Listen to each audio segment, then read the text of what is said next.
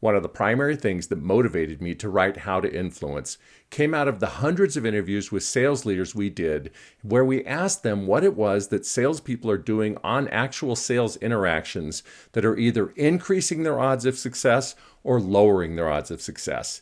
And this quote from Alyssa Merwin Henderson really sums up one of the most important insights from all of those interviews. Here's what Alyssa had to say. One reason reps talk too much is they are generally uncomfortable with silence. There can be these wonderful moments in a conversation where a rep really hits on something powerful and could take the conversation in different directions, and instead they monologue because they're not comfortable with silence.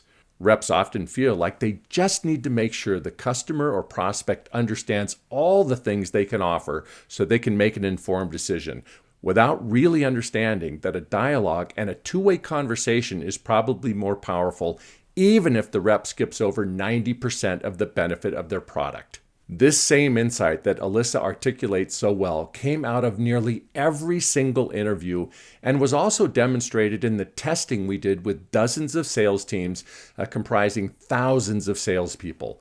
What's most important, we found, is that sellers need to learn how to condense their ideas around core differentiating factors one at a time in a way where they can express them in 30 to 60 seconds that always leads to an open-ended question. So the sales conversation that they lead has that two-way dialogue that Alyssa is referring to.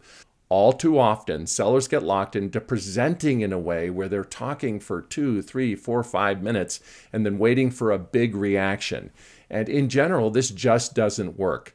So if you'd like to see more insights from Alyssa and other sales leaders, in addition to the influence dynamics that can help sellers become more effective at creating a conversation that builds trust and rapport, increases receptivity, lowers resistance, but also brings in that disruptive element that can open up new opportunity without fracturing relationships, How to Influence was written specifically to learn how to make all these things happen. And How to Influence is now available on Amazon.com.